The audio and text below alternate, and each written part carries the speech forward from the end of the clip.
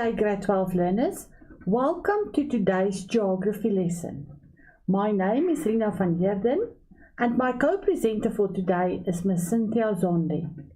This lesson is brought to you by the Gauteng Department of Education in collaboration with Saibono Discovery Centre.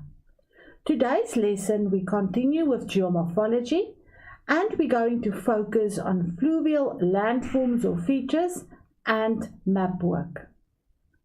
The objectives for today, we are aiming to do some revision on the work that was being taught this week, which was supposed to be fluvial landforms and features.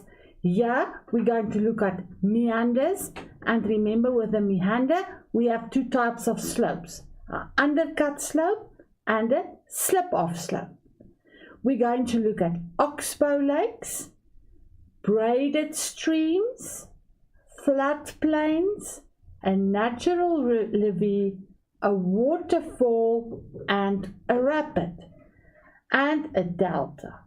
And all of these features, you need to identify it. If they give you a diagram, you must be able to identify the fluvial landform. You need to be able to describe the specific landform. You must be able to explain the formation of each one of them. You need to know what is the significance and the impact of each of these fluvial landforms. You must be able, or this week also, you were supposed to do map work, and yeah, you must be able to identify some of these fluvial landforms on a topographic map. You must be able to draw a cross-section. From the cross-section, you must be able to determine the vertical exaggeration, and we are going to look at the concept of intervisibility. We're also going to, at Mapwork, you're going to look at GIS, the definition of GIS, concepts in GIS related to remote sensing, resolution, and pixels. And with the three of this, you need to know the definition. You must be able to identify it in a source, and we can ask you some application questions on those topics. Your study tips for the week. Study the content taught this past week. During this weekend, go over each topic that you have done in the class during this week. Use questions from previous question papers to practice and test your knowledge. Listen to some video clips covering the content. You can go into YouTube and find videos. Identify subtopics that you don't understand and request clarity from your geography educator. Draw a mind map for yourself on the content taught this week to have an overview of the content, and ask yourself why, what, when, where, and how. Take each topic. You take a topic, for example, a waterfall, and you ask you why is it there, what is it, when is it, where, and how.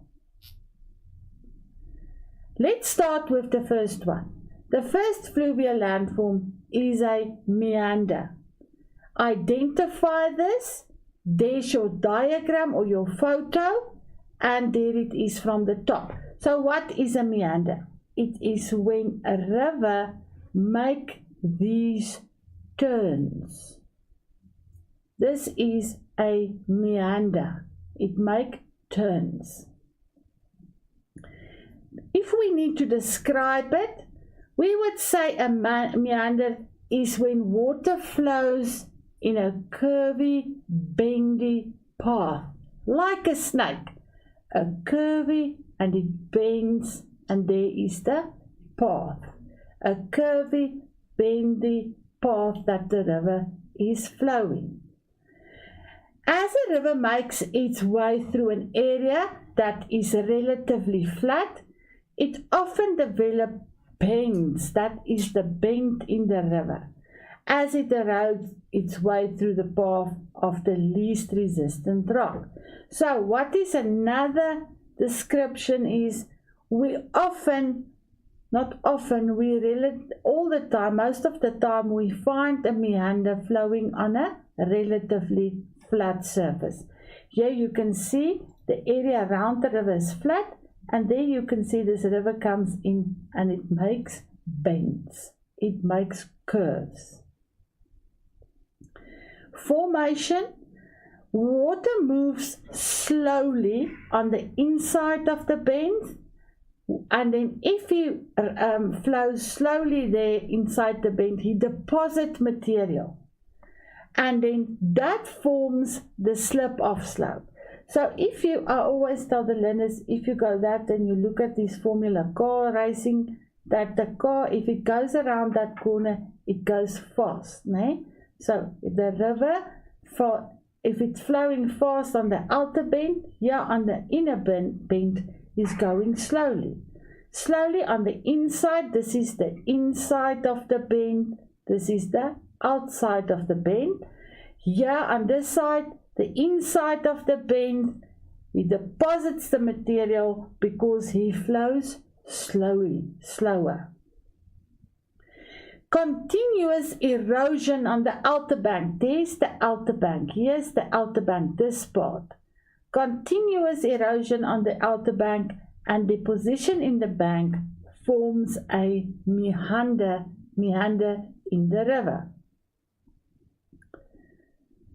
What is the significance of meanders? They help to regulate water flow because I have on the same side I have water flowing fast and water flowing slowly. So he regulates the flow of water. Also meanders store waters, and if the water is there, it creates a habitat for wildlife. It's home to animals in the wildlife.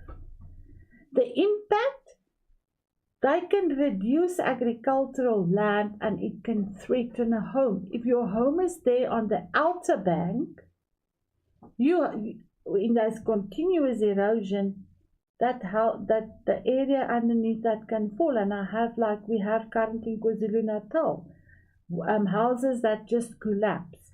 Where on the inside we have the water that's flowing, where we can have agricultural land.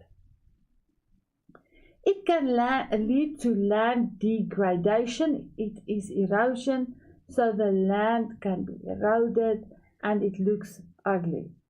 Erosion and sedimentation can lead to food insecurity. There's not enough fertile land to plant to produce food, so there's no food for people to eat. It is, however, very important for wildlife corridors and habitats. It's where living organisms can live. It contributes to the biodiversity, a diverse number of animal wildlife. But in heavy rainfall events, it can cause the bank to erode and meander developing, which can damage infrastructure and residential areas. If I have my meander, and remember that is my erosion site, this is my deposition site. If I have infrastructure like houses or roads, it can, because of erosion, the earth there or the land surface is not stable. It can collapse and it can damage the roads and the houses in that specific area. The undercut and the slip-off slope.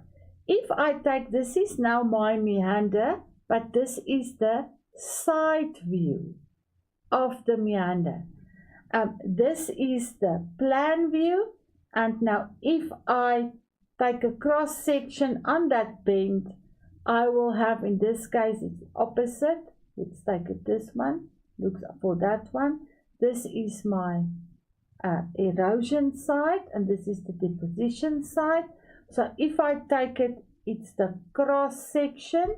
This side, if the river is flowing fast. If I have a fast current, I have more erosion. So this is why on this side I have the river cliff, and on this side I have the slip of slope where the river flows much slower. So I have lateral erosion on the outside of the bank, and I have deposition on the inside bank. Why do I have lateral on the outside bank? Because the fast flowing currents, the river flows that is fastest on the lateral side, and then the slower current on the inside bank.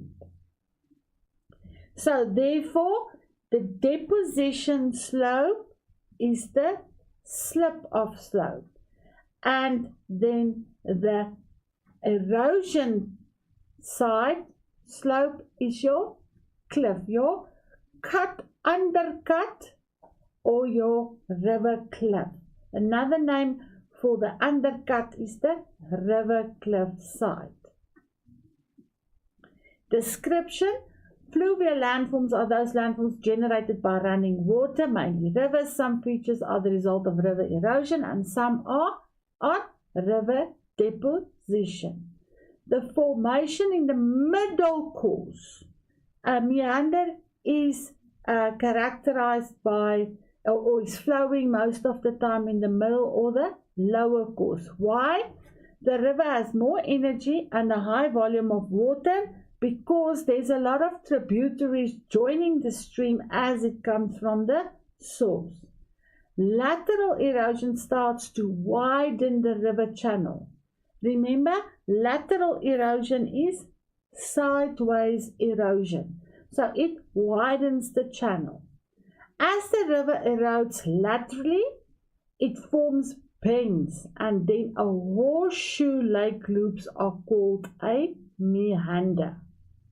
The formation of the meander is due to deposition and erosion, and then the meander gradually migrates downstream. Significance: undercutting removes material from the base of the slope, which can weaken the slope, the structural integrity. That can lead to landslides or rock falls because the upper part of the slope, there's nothing that supports the upper part of the slope. The formation of Oxbow lakes, changing drainage patterns, a change in the course of the river can influence erosion and deposition patterns in the region. What is the impact of the undercut and the slip of slope? As we said, we have landslides, rockfalls and mudslides because the base of the cliff is unstable. As the base is eroded, the upper part eventually collapses, falls out. Why? There's no support at the bottom. We can have riverbank erosion. What is riverbank erosion? A riverbank erosion is your lateral erosion, and it has to do with the side. It makes the sides of the river wider. I have the risk of flooding or soil erosion, and that can be a threat to agricultural land. Increased risk of flooding or soil erosion. It can destroy habitats or plants and animals. It changes the flow direction and the drainage pattern, and it creates new landforms. Now we come to an Oxbow lake, and you need to be able to identify an Oxbow lake. Now look here, this is my meander. Why? Because I see there are bends in the river. An Oxbow lake is when a part of this bend has been cut off from the mainstream. Because I have this, I'll show that to you later, if I have my meander and the meander neck moves closer to each other, it's going to cut off that bend from the rest of the river, and the river is going to take shortcut. So, but there is my Oxbow Lake. It's a U-shaped lake or pool that forms when a wide meander of a river is cut off, creating a freestanding body of water. So as you have seen in the previous slide, just going to take it back to the previous slide, this lake has been cut off here, and it's an isolated lake of water. Now the question that can come is what's going to happen with that lake eventually. Formation, it forms due to the continuous undercutting at the outer bank and deposition at the inner bank. It causes the horseshoe to become tighter over time until the end becomes very, very close together. During heavy rainfall and flooding, the river then breaks through the ends and the loop is cut off from the main channel. So I'm just going to explain it here. I have my meander. Now over time, and I'm talking about not overnight, it takes long. This meander neck, it will go like that. Then again, you can see this is the neck of the meander. It's going to flow closer to each other. Eventually, the loops will touch each other. So it's going to look like this. So what is this river now going to do? This river, after heavy rainfall and flooding, it's going to take shortcuts, and instead of going around the loop there, the river is now going to flow like that. So now the river will flow like that, and I might have these cut off, these ends, the loops are cut off from the mainstream. What will happen eventually? Currently there's water in, but there's no source of water that's feeding those loops. Therefore, eventually over time, those Oxbow lakes will dry up. Significance, they can be very rich with wildlife habitats because there's water. It's flat. It can be utilized for agricultural purposes, especially crop farming. Remember, they are also areas of deposition. Deposition of material creates fertile soil. It can become tourist attractions, especially if you are geography people. Us geography people are very interested in that. You'll see this Oxbow lakes, especially if you are inside an aeroplane and you fly somewhere. You look down, you will see very nice Oxbow lakes. What is the impact? It's a rich habitat for various species of plants, fish, bird, and other wildlife. They may accumulate vegetation such as aquatic plants, grasses, and shrubs, those plants that grow especially in water. And it can, however, reduce the flow volume of water. We have sediment deposition, which means every sediment that we put down or is deposited is a fertile soil. And then with that we have channel migration. Remember, those loops are cut off, so it is as if that channel is migrating to the mouth of the river. A braided stream, like the word braid. All the girls know what braid means. A braided stream is here. You can see I have this very wide river, and eventually it splits up into smaller stream. Within between we have alluvium or deposited material. There you can see the river comes down and it splits up like a braid. Within between I have sediment material. A description: it's a stream that consists of multiple small shallow channels or distributaries. They divide and recombine numerous times, forming a pattern resemble the strands of a braid. So it's divided several times like I show you, and in between it has got sand or any deposited material. The formation of braided streams, they form where the sediment load is deposited as the shifting islands or bars between the channels. So if we ask you, give evidence that it's a braided stream, you can say we have sediment load that is deposited in islands or bars in between the river channels. It's a very nice also definition. When the river's carrying capacity is exceeded, the river deposits its loads into the channel. Significance: it's a source of water for crop farming. It's silt deposits for fertile soil. The area is preserved bird life. The area hampers the construction of infrastructure. You cannot build there. The area is flat, but it has got all this water.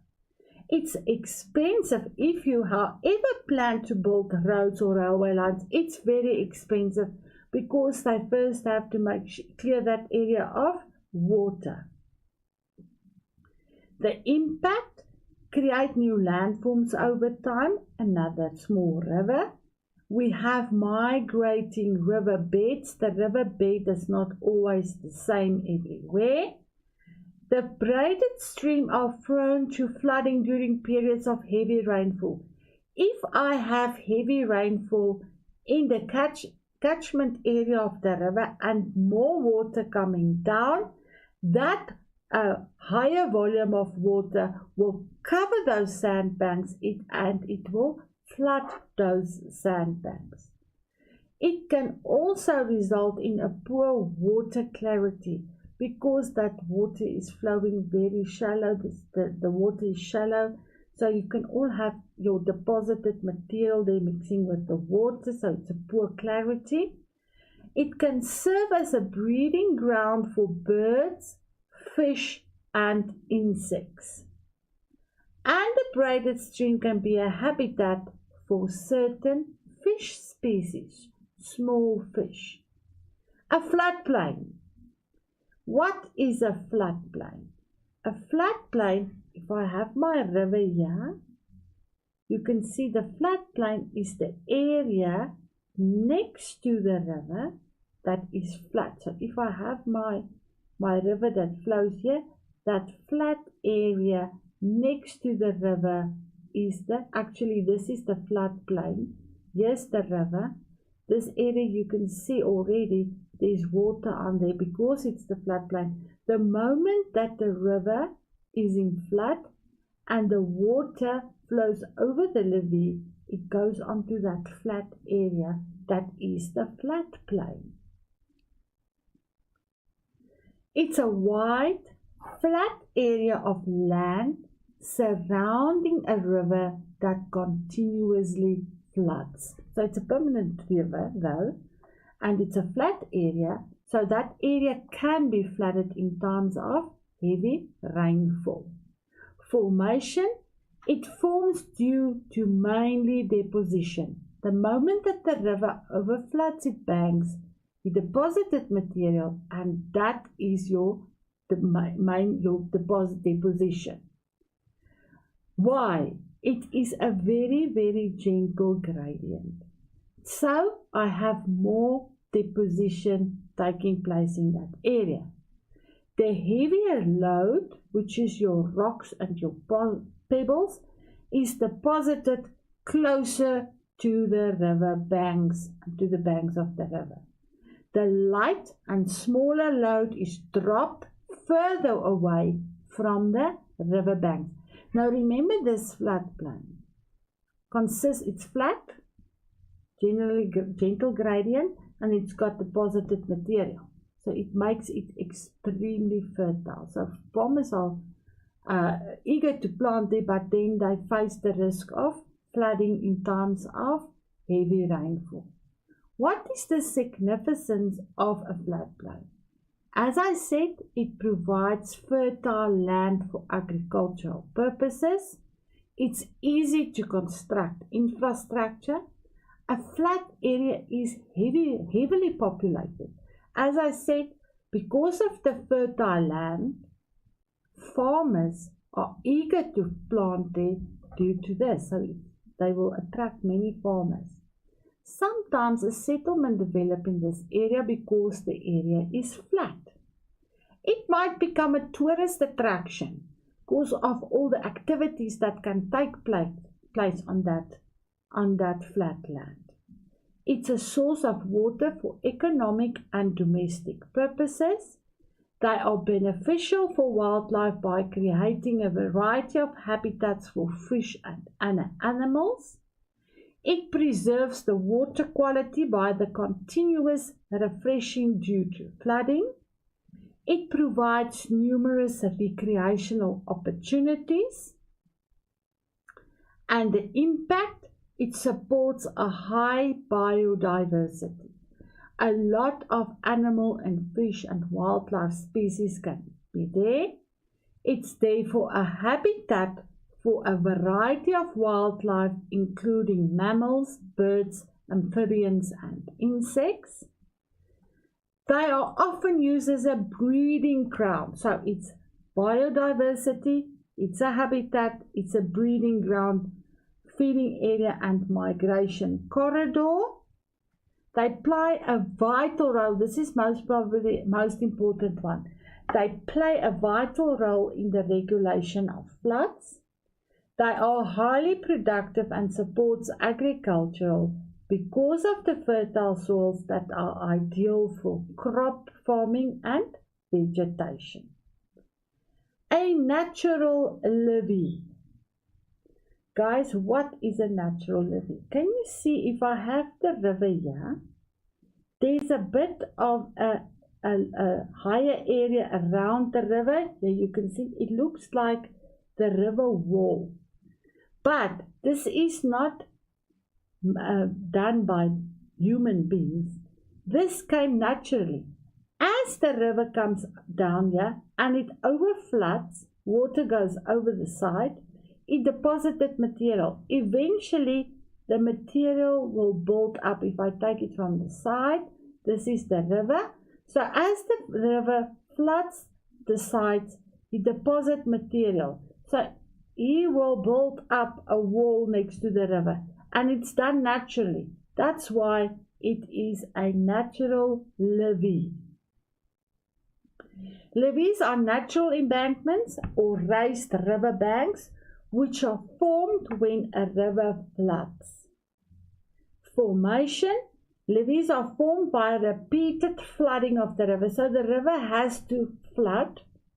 When the river floods, the biggest, most cool material will be deposited, and this will be close to the river banks.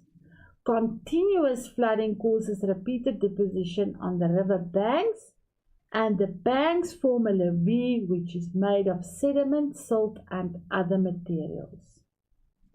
Significance. They prevent rivers from flooding. They are usually parallel to the way the river flows, so levees can help to direct the flow of the river. It helps to keep the river's flow in, you can basically say it keeps it there under control. It can provide a measure for the protection from invaders, anything else that want to come in there, plants or animals or anything else. The fertile soil near the levee is very suitable for farming, and it may also increase the available land for any habitat. Impact. They play a crucial role in flood management. They can influence the dynamics of rivers, enrichment of soil along the levee, which can be beneficial for agriculture, restrict the width of the river channel, and it supports a variety of plant life, and it have been used as sites for human settlement and infrastructure development. Now we come to a waterfall. How does a waterfall look? There's my waterfall. It's water that fell from a high elevated area into a pool of water at the bottom. And a waterfall is an area where water flows over a vertical drop or a series of steep drops in the course of a stream or a river. You also need to familiarize yourself with which type of course all of these fluvial landforms occur. For example, a waterfall and the rapid, it is normally in the upper course of the river.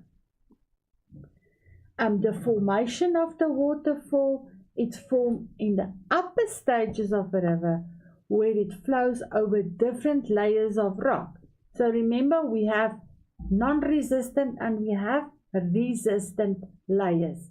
So these waterfalls are flowing over some of these layered rocks. The soft rocks erodes quickly. It undercut the hard rock. So that means the soft rock will erode faster than the harder rock. The hard rock is left overhanging, and because there's no support, it will eventually collapse. So over many years, your waterfall will change its looks. The fallen rocks, as those rocks fall off there, it crash into the plunge pool. The plunge pool is that a pool of water at the bottom of the waterfall. The swirling around will cause more erosion. It will make, we call it a plunge pool, it will make the plunge pool deeper. Over the time, this process is repeated and the waterfall will move upstream. The steep-sided gorge is formed as the waterfall retreats. The significance: the strong currents near the falls are often used to generate hydroelectricity. That water comes down with a heavy force, and they sometimes use that force to generate hydroelectricity. They are sometimes a disadvantage since they form a barrier to infrastructure development. You can't really build anything there because of the steep slope. But a waterfall attracts tourists. Many tourists want to go to see a waterfall. Fishing can be carried out on waterfalls, mainly in the plunge pool. It's aesthetic, pleasing. You hear that water falling down the rock. It makes you calm, and it's very beautiful to look at. Waterfall provides opportunities for a wide range of sometimes incompatible outdoor leisure activities. There's people that literally wants to go over that waterfall depending on the size of the waterfall. What is the impact? It's an agent of erosion. It contributes to distinctive landforms. It, however, influences the dynamics of a river or a stream, and it can support unique ecosystems. And then it's a popular tourist attraction, and as I said, it can generate hydroelectricity. I'm going on.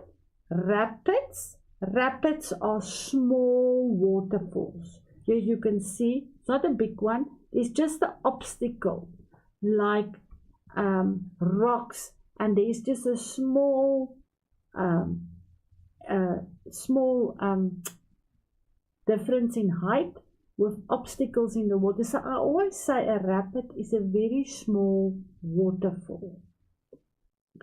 Description is the fast flowing and turbulent part of the river, of a course of a river. You all know what turbulent flow is now. Formation, the water goes from one hard rock to softer rock. The rock layers below the water are exposed. The water splashes over and around the rocks, forming what is called white water. You know those white on top of the water. Significant. Tourists want to do rafting down the stream. They call it white water rafting, so it's a tourist attraction. The water that splashes over the rocks is called white water, and this dissolves oxygen. The oxygen is useful to the ecosystem around the stream, for example, the fish, the insects, and the bacteria in the water. And the impact, it creates deep potholes, plunge pools, and gorges. The intense water flow can cause the river bed to change. Remember, we've got continuous erosion there. The flow of water in the rapids can create areas of sediment deposition downstream, and it can act as a natural barrier or obstacle to river navigation. It also creates aquatic habitats, and it supports a unique ecosystem. And with this, I'm just going to show you here the delta, and then we're going to take a short break. And after the break, Mrs. Zondi will continue with the delta and with the map work for the week.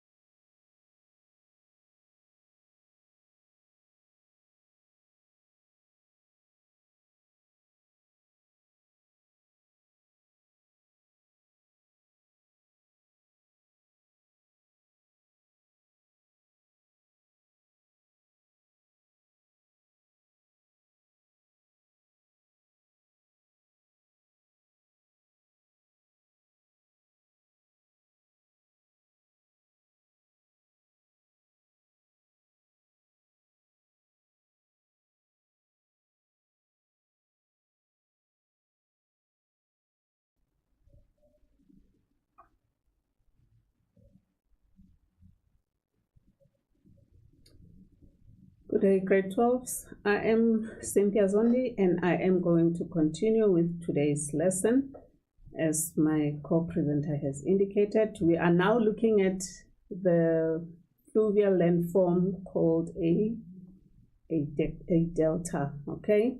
So the two images here are just showing you how it looks like. So here we are looking at the river that is flowing into the sea or the ocean, of which we can identify this part of the river as the river mouth. So what we identify here is this surface area, which we can refer to as the delta.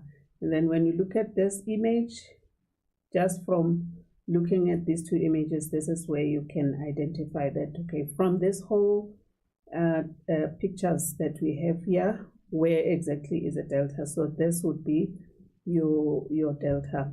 Then here, this is where we refer to as the river mouth. Okay, so we now can separate exactly where the delta is. So when we describe it as to what is a delta is a low-lying plain that is composed of stream-borne sediments deposited by a river at its mouth. So where exactly does it form? It forms in the low-lying plain. So plain would be the flat part of the landscape there. It is formed at the low-lying plain, and then that low-lying plain, it comprises, or it's composed of the stream-borne sediments. So as the river is at that point of the river course, we know that it is now flowing slower because of the slope over which it is. So then all the sediments that it was carrying, it will then deposit it there. So the deposited sediments there at the river mouth would then result in the development of what we refer to as a delta. So we take into account each and every landform that is formed due to the river processes. So at the low-lying plain, we've got sediments that are deposited, and these sediments, as they are deposited at the river mouth, then we refer to them as a delta. Okay. Then we are also going to look at how then is it formed. So its formation. The river carries sediments from uplands to the mouth of the river. So erosion took place in the upper course, and then we've got little erosion that is taking place within the middle course, and all these sediments that are carried by the water, and taking into account that the volume of the water would have increased as the river progresses from the upper course to the middle course until its lower course. So the volume of the water has increased, so it means there would be quite a lot of sediments that are carried through by this water. So the sediments will then be deposited where? At the river mouth. So when these sediments are deposited, it's because the river now has slowed down. I have indicated that it's now moving slower, and then it deposits more of its sediments at that point. Then those sediments, even the ocean currents cannot remove. So water that comes in and splash onto the coastal area there, it cannot remove these sediments, because they are bulky at the point where they are deposited. Over time, there's more sediments that is deposited, creating new land. So you take note that this doesn't just happen over a short period of time. The continuous deposition, it will then result in the creation of this new land that we are then going to identify as a delta then. So it's not a process that happens just over 1 year, and we can then calculate to say then there is a delta that has been formed. So it has to take some time. So why are these deltas significant? So we look into the aspect of how they are formed. Now we look at its importance to humans and to the environment. Okay, so these sediments that are deposited, we say it composes of sand, the silt, and as well as clay. So all these will then make the soil at that point where the delta is formed to be fertile. So its importance is that the surface area over which the delta is found and formed, it has fertile soil. And then the deltas can create a complex water network. So when there's little patches of land that they are formed there, some of the streams would just be wavering around the deposited sediments, and that results in a complex network of the streams there or water. Then deltas can play a crucial role in shaping the coastline. Remember, the form of or the process that is taking place there, we said there is deposition that is taking place of the sediment. So all these sediments that are deposited there will therefore shape the coastline, and it will create the new landforms. So other landforms would then be formed from this deposition of the sediments at that point. So deltas act as a natural flood buffer. So it buffers the possibility of flooding that can take place when the sea level rises, and then these land mark that is formed there, it will act as a buffer, and therefore it means it would manage and control the level at which water can rise and pass over that land surface. And then it therefore acts as a buffer, especially during flooding. Okay, so that's another significance of the deltas, that it acts as a natural buffer there. Remember, buffer, it would mean that it would be where now flooding is being controlled or is being put off due to the new lands that are formed there, or the new land surface that is formed there. So water cannot just rise and flood the coastline areas there, but then the deltas would act as a buffer to prevent flooding. And then sediments deposition in deltas can filter and purify water. So there's kind of sifting that is taking place there from the sediments that are deposited there, and then it will then sift off the solids from the water that is flowing in that area, and the water would even become more clearer.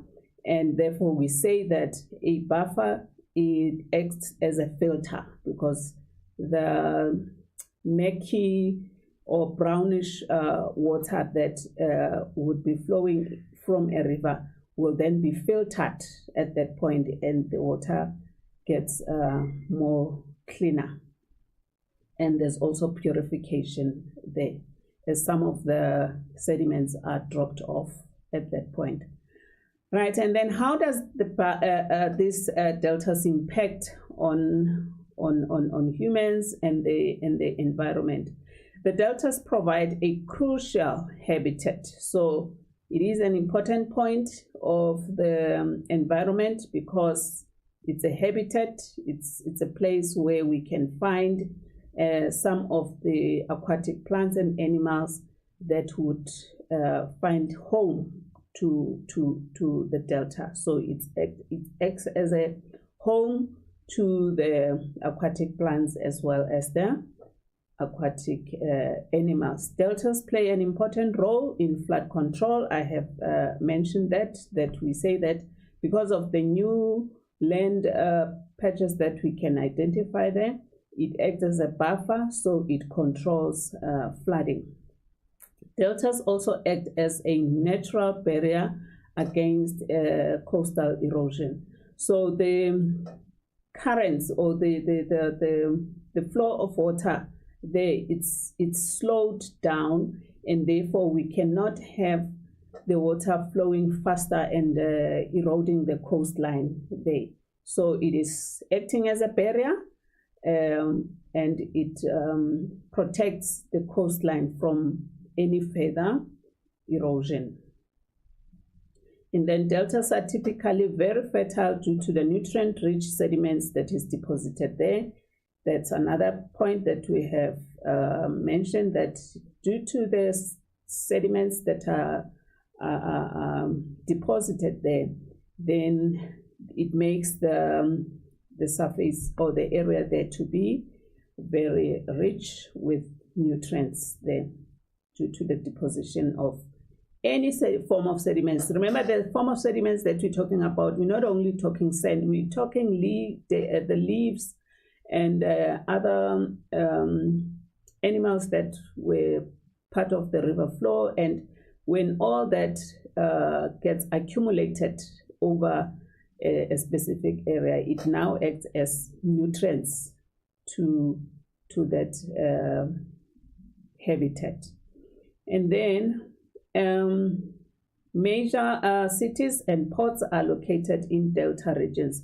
So then some of the developments that we can find, some of the cities that we can identify would be developed closer to those delta areas, as well as the ports that we can also identify in those areas. They are formed where? In the regions where there is a delta. And obviously, it would mean that the transportation would be taking place via the port that will be built there. And then the other thing is that if there is a major city that is built closer to a delta, it would become one of the attraction sites that people can find interest. And even for any human activity that requires that fertile soil would be imminent in those areas. Deltas are highly vulnerable to the impacts of climate. So anything that would come on too hard to that environment, it would affect the deltas there. If maybe, let's say, for example, there's too much of rainfall, we know that that would, although we said the erosion can be controlled, but if there is too much rainfall that would take place there, it means some of the sediments would be washed off from there. So their development or area of development, they are not prevented from any impacts of climate, but they can also be subjected to the impacts of climate. And then that would include, let's say, for example, if the sea level rises, then it would impact on the development of the delta there, as there would be more water levels there would be water that would be at higher levels, and it would make deltas not to be habitable in that instance. So the examples of the climate changes have indicated that high rainfall percentages that can also result in the increase in the sea level or any other climate change matter. Right, we are now going to move on to the Mapwork section. And then with this section of the Mapwork, it is also linked to what we have just discussed in this lesson. We are going to look at how topographic maps can be used to identify the fluvial landforms or features. And then we're talking meanders, undercut, slip-off, identifying an Oxbow lake, You must be able to identify a braided stream. If it's in question, you must be able to identify a floodplain, a natural levee, a waterfall, a rapid, and a delta. So that says any of the landforms that we discussed today, or that your teachers have discussed with you in this week, they can be application of that knowledge onto the Mapwork. Hence, we really want you to understand that whatever that you are taught in theory, you need to be able to apply it on your map skills there. So we are looking at this map extract, and from this map extract, what is it that we can identify there? We can identify a meander. Looking at this river that is flowing in that meandering or curving, bending shape there, and then we say that would be a meander. I'm not going to bring in other things that are not linked to the lesson, but just merely looking at this particular river, we can see that this river, it is meandering, it's bending and curving. Okay, and then we also bringing in the concept of what? Of the undercut slope. My co-presenter Rena has mentioned these slopes when she was talking about meanders. Okay, so if you look at this bend that we can identify here, the outer bank of this river, it's where we can identify the undercut slope. And then you can also see from here that, remember, we said the undercut slope can also be referred to as a river cliff. So when you look at the contour lines here, the contour lines that are closer to this particular river, looking at just this set of contour lines, they are showing you that this surface is a bit steep. So which indicates that higher riverbank surface that you can identify there. And then what else can we look at that is a characteristic of a meander? We can also identify a slip-off. And then onto a slip-off slope, looking at the contour lines here. Contour lines are spaced. I will identify this one and that one. And we don't see anything between this contour line and this particular river. And then what does that say? It says this area where we can find the cultivated lands, that is an area that is a little, it's flatter, and hence we can also see that the farmers here have chosen to use this part because of the slope that we can find here. So a slip-off slope, where are we identifying it? On the inner bank, on the inner bend of the river. And the characteristics of a slip-off slope, we know that there is deposition that is taking place. So where there is deposition that is taking place, you can then think about the fact that the soil there would be fertile. Hence, the farmers saw it fit and ideal to practice their farming activity on that. So you must have a clear understanding and interpret your contour lines, because either than knowing the representation of the contour lines, you will not be able to understand why certain features of the map are put there. So we are agreeing that it is a slip-off slope. The land surface on the inner bank here, it is flatter. But when we look at the contour lines here, they are showing us that this river, it's on a higher, steeper slope on that side. Right, okay, then we look at this other example of a map extract, where now here we can identify what? The braided stream, although there's not too many of the winding and the interlocking of the streams here, but these are your area of the braided stream, because we can see the sand that is isolated here, and then the water is flowing out here as well as there. And then also here we can see the sand that is also accumulating there, and then the river is finding its way around there. So this characteristic of having sand that is deposited and the streams are winding and moving around the sand that is dropped there, it results in the development of what? Of a braided stream. Right, so we just looked at those two, but look at different maps that you have at your disposal and practice identifying the other different landforms that we discussed. Right, we are now going to look at drawing of a cross section. And then in this case, we are drawing a straight line. I mean, we are drawing a cross section between point A and point B.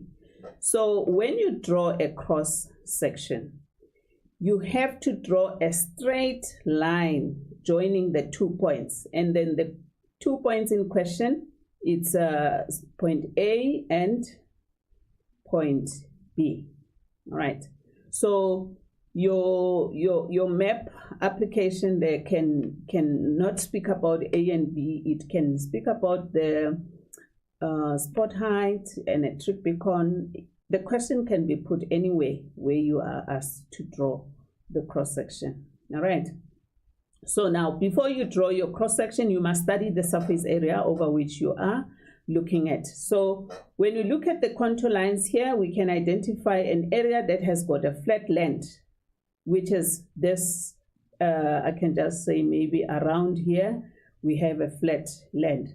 But then moving away from this flat land, our contour lines here are closer to each other. Then we can then say that it means from here, it would be flatter, but then as you move to this point, then you will have some elevation that is taking place.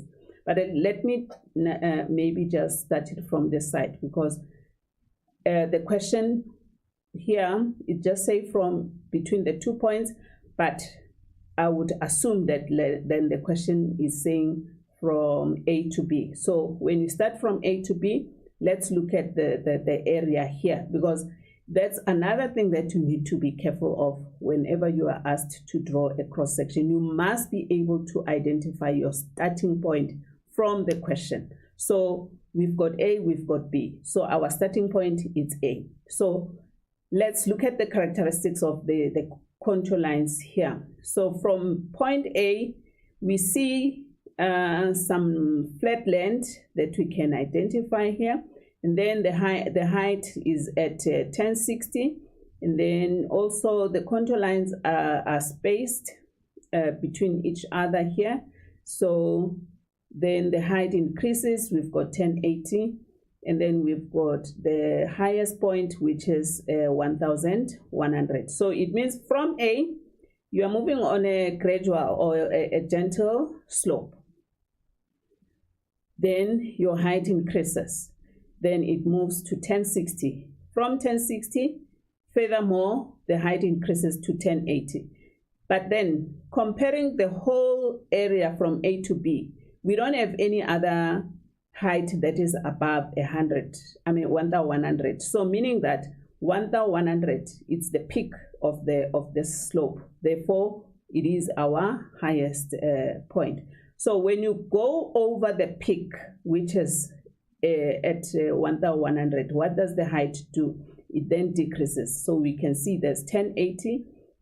Although the 1080 and the 1060 and 1040, they're just not showing a gentle slope, but it shows that here now, from this point to where 1020 is, this surface, it's more steeper.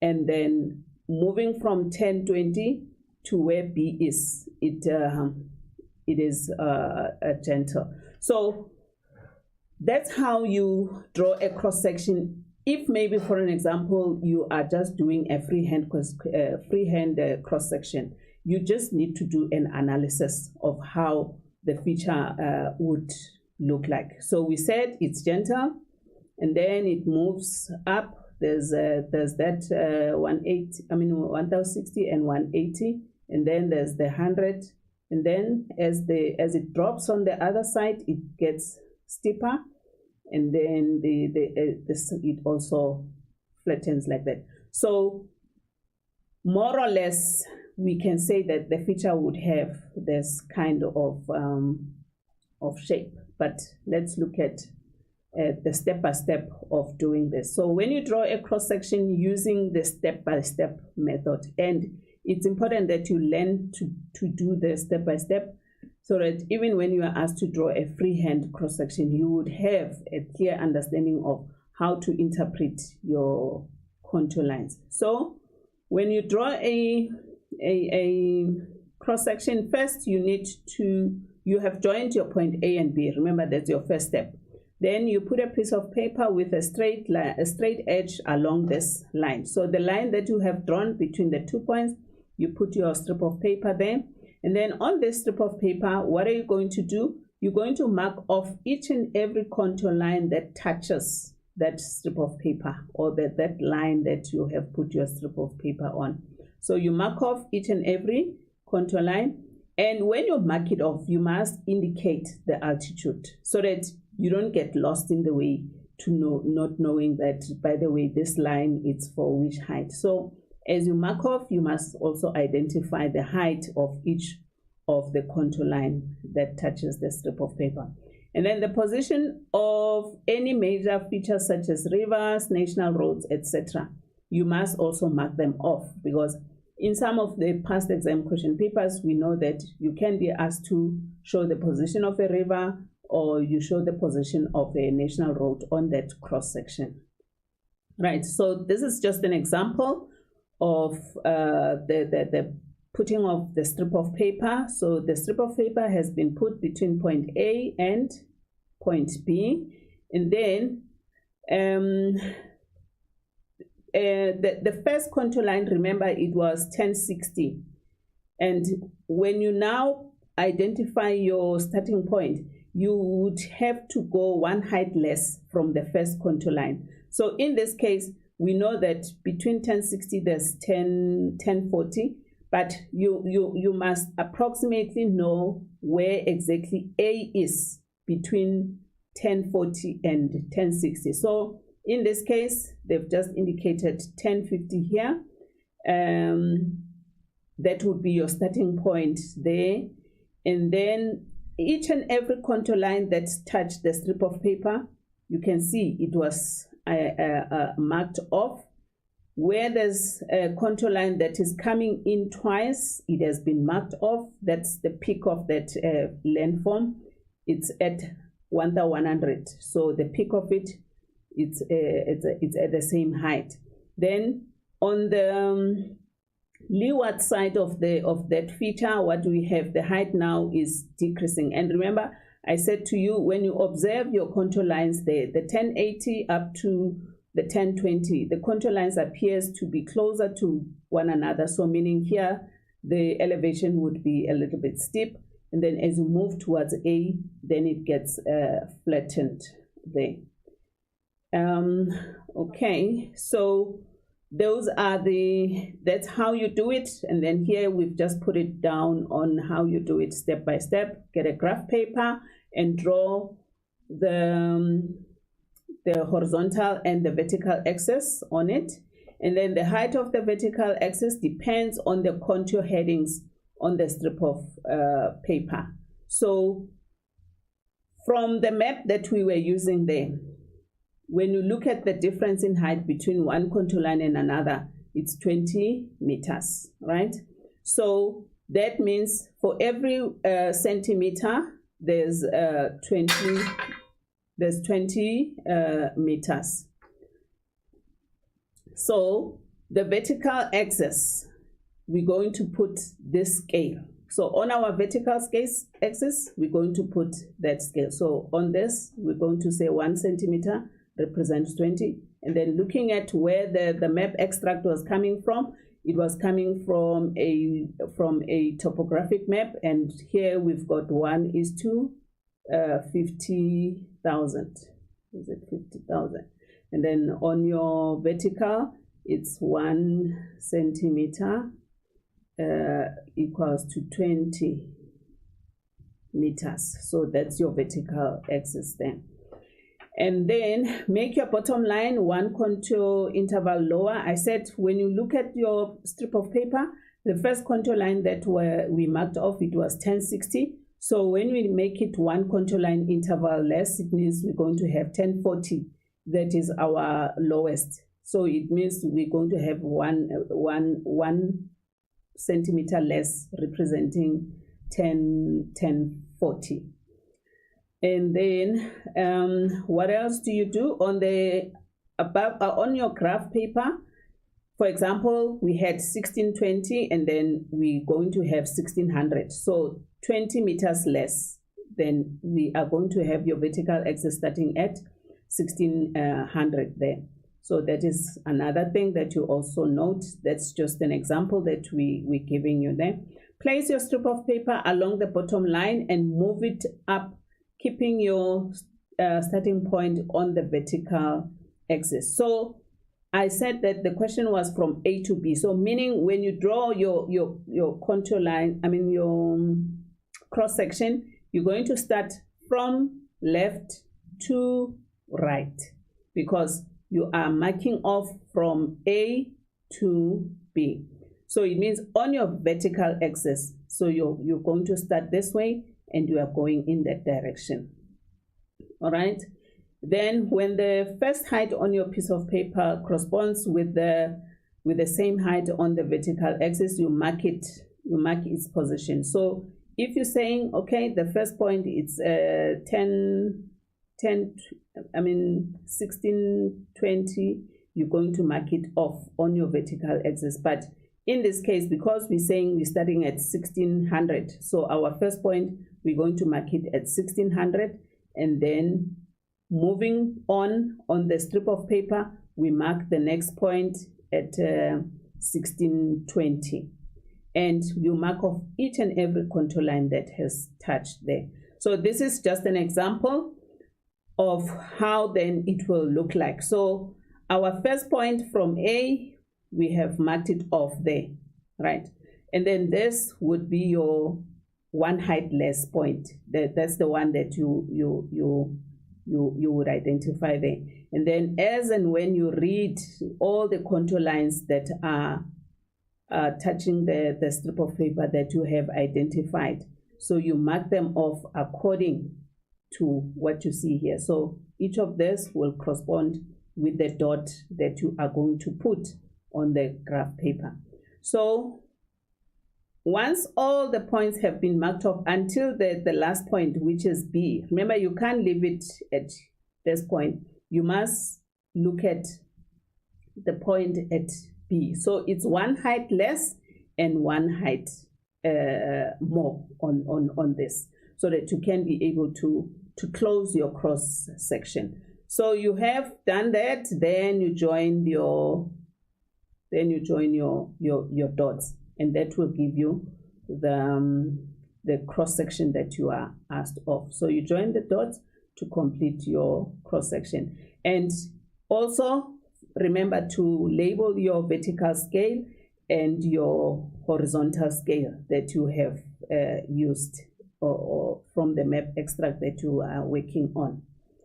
So this is just the interpretation of the cross section to say that we've got a gentle slope here because we could see that the contour lines there were further apart from one another, and then the summit here, it's where we saw the 1100 coming in twice, and then after the 1080 there we saw the height dropping, and then it's now a flat plane. So that's how your cross section looks like.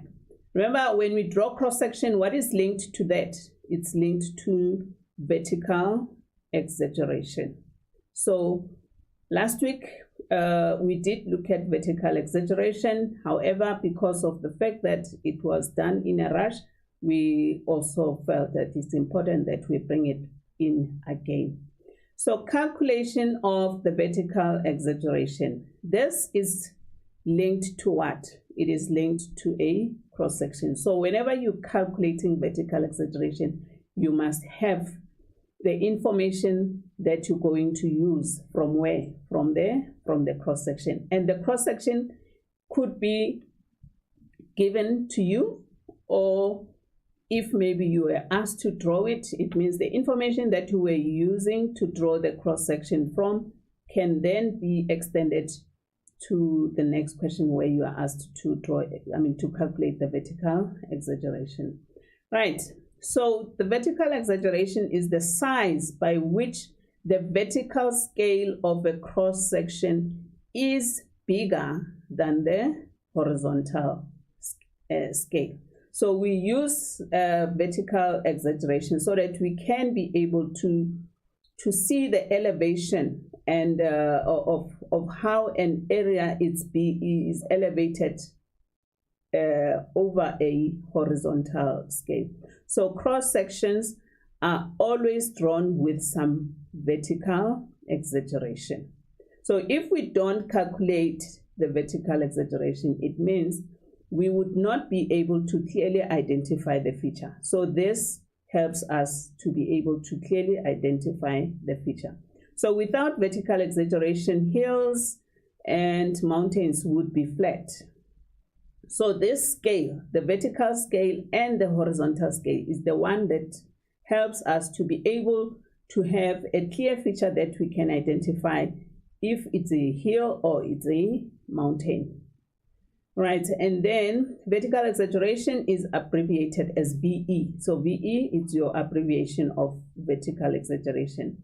And then the larger the vertical scale, the more the height and the steepness of hills is exaggerated. So if the vertical scale is larger, then we are going to see that extension or the exaggeration of the feature, and we are going to be able to identify where or which part of the hill is more steeper than the other. So these are the steps of how you calculate the vertical exaggeration. The formula that we are using is that VE is equals to vertical scale divided by horizontal scale. In abbreviations, you would say VE is equals to VS divided by HS. So then if you have a question that says calculate the vertical exaggeration of the cross-section between sporite 1328 and Trick Beacon 252. So it means when you go to your map, you will have those 2 points, and the vertical scale would be 1 centimeter represents 20 meters, as this it's determined by the contour interval of the map that you are using. So this is an example of the cross section that would have been drawn between these 2 points. So if we have a cross section that is drawn between these 2 points, why do we say so? If you can see here on our vertical axis here, what do we see? It's this spot height 1328, and then this other part of the where the cross section is ending, it's on Trick Beacon 252, right? So things that we mentioned, that when you draw a cross section, you must be able to identify certain features. So what we can see here, there's the R that is representing the other road. So the marking of this cross section was guided by what is it that needs to be there. So in this case, it was half a mark for each of the points. So if you have plotted each and every point correctly there, it would be half a mark, and then it is 1 mark for a feature. So if you identify the river, the other road in this case, it would be a 1 mark there. So this is just but an example. So we have this cross section that has been drawn. So now the question is, if we were to calculate the vertical exaggeration, what scale are we having? This was on a map that was at 1:50,000. And then the scale here, we are given 1 centimeter represents 20 meters.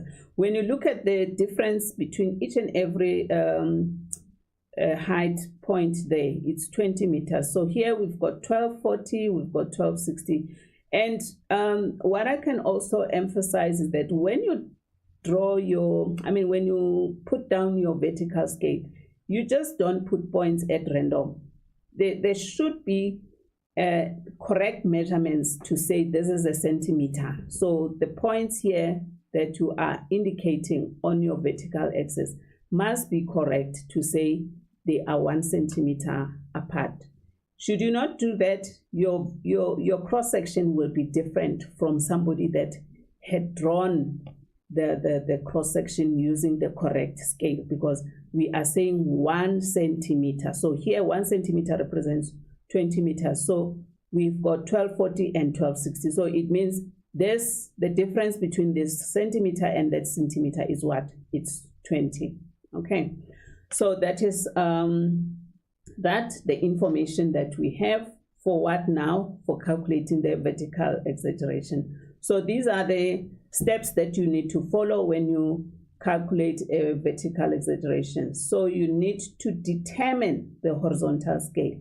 It will vary depending on the map used. So I said in that example, let's assume that that cross-section was from a topographic map that has got 1:50,000 scale. So it means our horizontal scale is what? It's 1:50,000. If you are given the cross-section, or you were drawing your cross-section from a orthophoto map, then it means your horizontal scale should be 1:10,000. Right. Next thing that you do, you must determine your vertical scale, and this is the scale used on the vertical axis of the cross-section. I have mentioned that.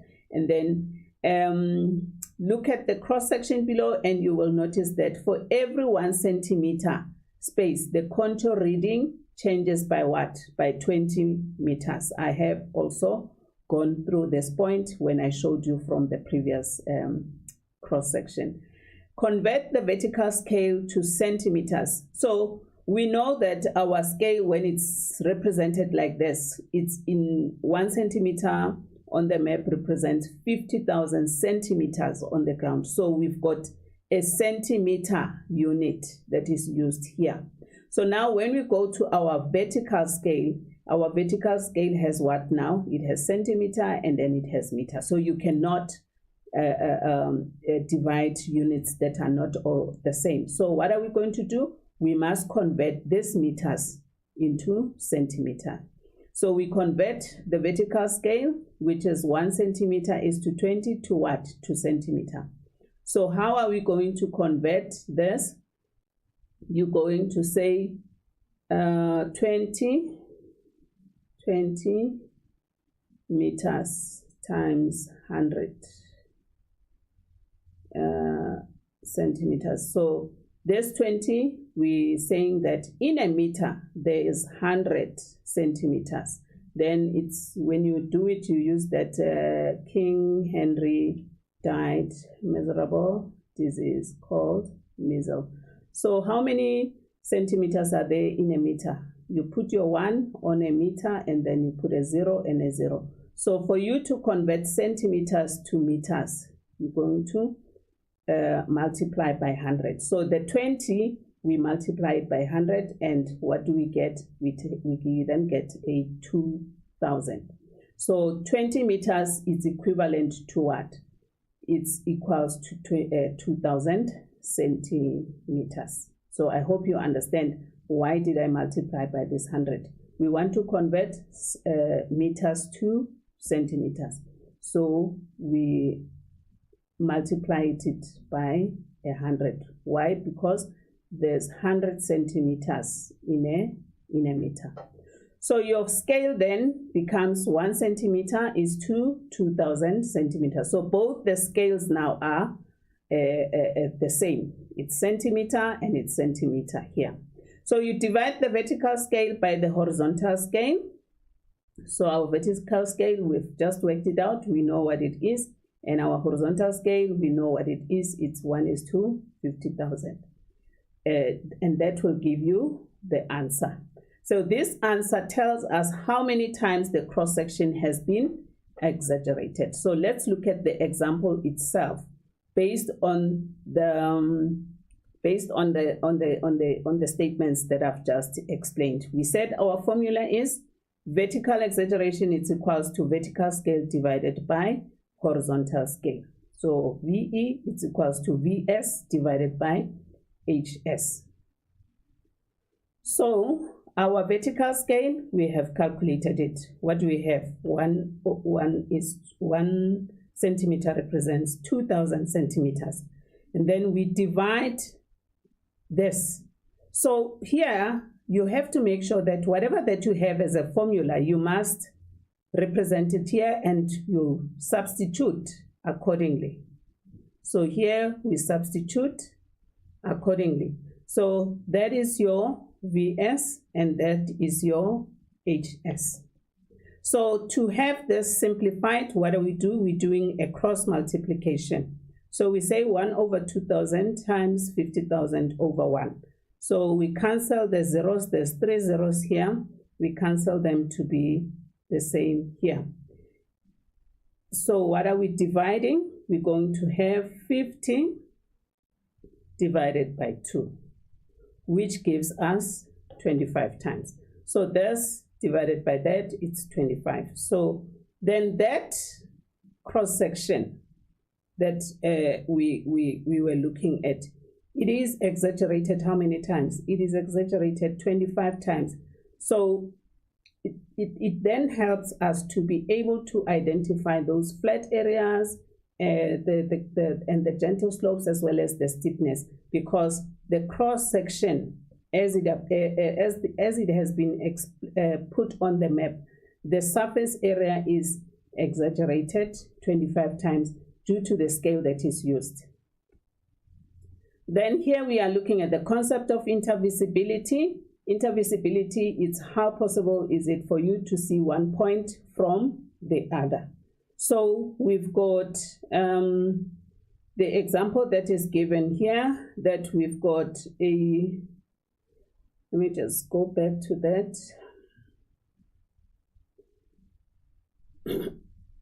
We've got the river, the dam, which is the Nantes Dam, and we've got the Pearl Rock here. So when we identify it on the map, this is the Nantes Dam, you can see it there, and then the Pearl Rock there, which is at this one that we can identify, this prominent rock outcrop that we can see here. So between these 2 points, the question is, are you able to see this point? If we were to say, we were to put it in a question, are you able to see the Nantes Dam from here, from this point, or from the Pearl Rock?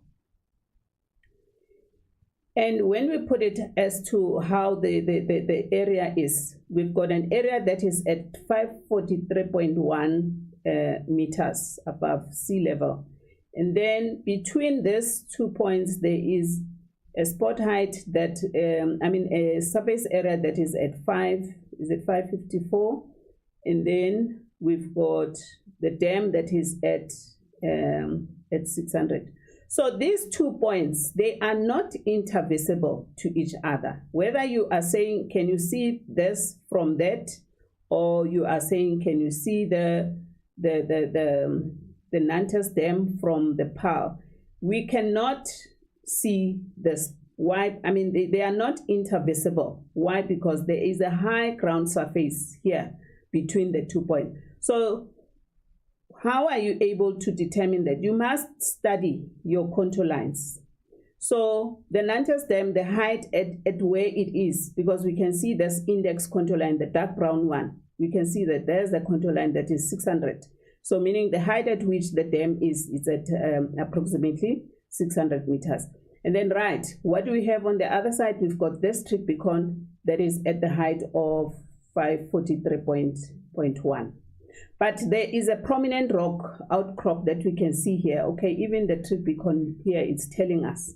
So when you look at the heights that you have here, if this is it's at the height where it is, and this at the height where it is. The height that is here, it's above. Can you see there's a dark brown contour line here, which indicates what? Anything that is above a 600, which is, we can say that this, it's a high ground surface and it's normal. I mean, it's not visible from one another. But then let's look at the trig beacon, and we compare it with what? With the school here.